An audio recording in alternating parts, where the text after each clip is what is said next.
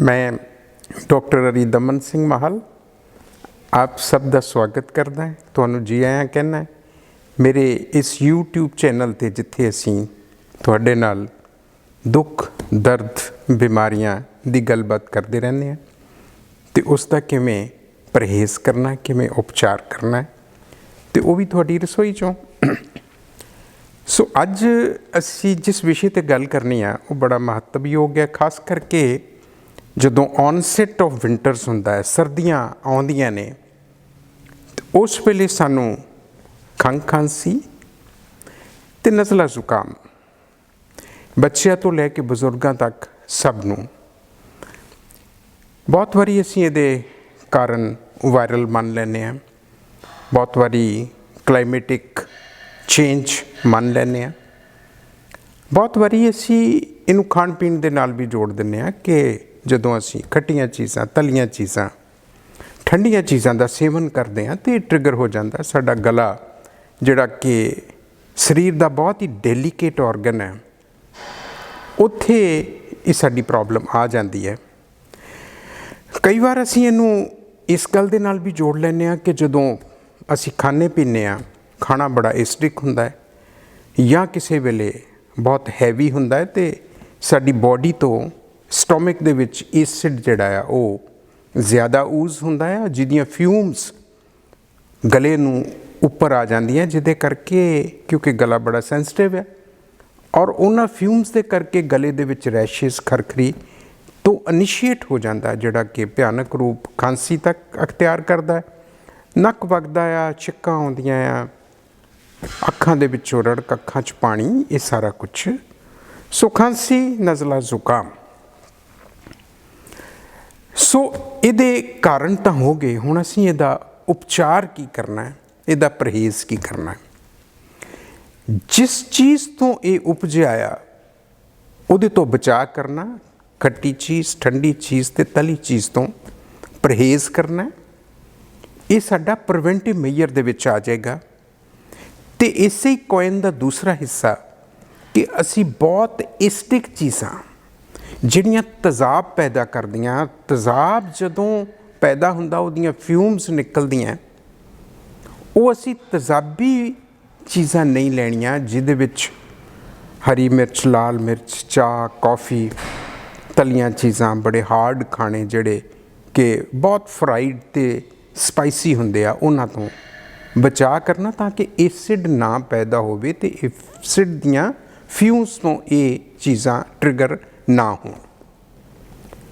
और जे असीं इहदा घरेलू उपचार करना है तो उहदे विच एक फॉर्मूलेशन मैं तुहानूं देनी है।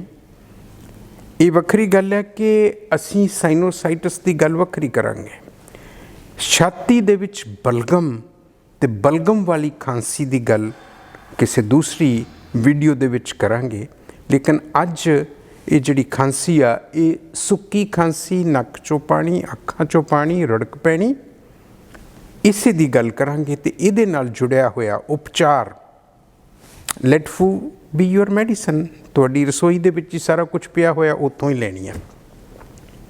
बहुत बारी असीं त्रिकटु की गल की हुई है, बहुत सारिया वीडियोज़ दे विच वख-वख बीमारियां दी असीं गल करते हैं, तुसीं वीडियोज़ जाके देख सकते हो। इहदे विच त्रिकटु नहीं है, तीन कौड़ियां चीज़ां नहीं है, इहदे विच 5 चीज़ां ने। वो 5 चीज़ां किहड़ियां? काली मिर्च, मगां ते सुंड, ड्राई जिंजर, ब्लैक पेपर ते लौंग पेपर, और 2 चीज़ां छोटी इलायची, हरी इलायची, सब्ज इलायची, एक ही चीज़ दे 3 नां ने, और मुलट्ठी। सो ये 5 चीज़ां संभाग लैके इन्हां नूं ग्राइंड कर लेना, फाइन पाउडर बना के फिर भी कपड़ छान कर लेना। कपड़ छान करन चो जिहड़ा मोटा मसाला निकल गया उन्होंने फिर ग्राइंड करके, सो कपड़ छान करन दा मतलब हुंदा है that is the size of the dust, जिहड़ा पाउडर असीं तैयार कर रहे हैं वो कपड़े दे विचों जदों छान लैंदे आ तो छेती अबजॉर्ब हो जाता है। सो ये पाउडर जिहड़ा तुहाडा तैयार हो गया है, इनू शहद दे नाल मिक्स करके एक ਹਾਫ ਟੀ ਸਪੂਨਫੁਲ ਤੋਂ ਲੈ ਕੇ ਕੁਆਟਰ ਟੀ ਸਪੂਨਫੁਲ ਤੱਕ, ਅਗਰ ਬਹੁਤ ਛੋਟਾ ਬੱਚਾ ਹੈ ਤੇ ਚੂੰਡੀ ਭਰ ਸ਼ਹਿਦ ਦੇ ਵਿੱਚ ਮਿਲਾ ਕੇ ਮਿਕਸ ਕਰਕੇ ਬੱਚੇ ਨੂੰ ਦਿਨ 'ਚ 2 3 4 ਵਾਰ ਦਿਓ, ਉਹਦੀ ਖਾਂਸੀ ਨੂੰ ਤੁਰੰਤ ਆਰਾਮ ਮਿਲ ਜਾਏਗਾ। ਅਗਰ ਬੱਚਾ ਵੱਡਾ ਹੈ ਤੇ ਫਿਰ ਤੁਸੀਂ ਅੱਧਾ ਚਮਚ ਦਿਨ 'ਚ 3 ਵਾਰ ਦੇ ਸਕਦੇ ਹੋ। ਸ਼ਹਿਦ ਦੇ ਵਿੱਚ ਮਿਕਸ ਕਰਨਾ ਜ਼ਰੂਰੀ ਹੈ। ਇਹ ਬੜਾ ਡਿਲੀਸ਼ੀਅਸ ਵੀ ਬਣਦਾ ਹੈ ਤੇ ਤੁਹਾਨੂੰ ਆਰਾਮ ਵੀ ਦਿੰਦਾ ਹੈ, ਔਰ ਇਹ ਖਾਂਸੀ ਦੇ ਲਈ ਬਹੁਤ ਹੀ ਮੁਫੀਦ ਫਾਰਮੂਲੇਸ਼ਨ ਜਿਹੜੀ ਹੈ ਤੁਹਾਡੀ ਤਿਆਰ ਹੋ ਜਾਂਦੀ ਹੈ। ਸੋ ਅੱਜ ਅਸੀਂ ਇੰਨੀ ਗੱਲ ਕਰਾਂਗੇ। ਨੈਕਸਟ ਵੀਡੀਓ ਦੇ ਵਿੱਚ ਡੈਫੀਨੇਟਲੀ ਅਸੀਂ ਸਾਈਨੋਸਾਈਟਿਸ ਦੀ ਗੱਲ ਕਰਾਂਗੇ, ਛਾਤੀ 'ਚੋਂ ਉਪਜੀ ਬਲਗਮ ਦੀ ਗੱਲ ਕਰਾਂਗੇ।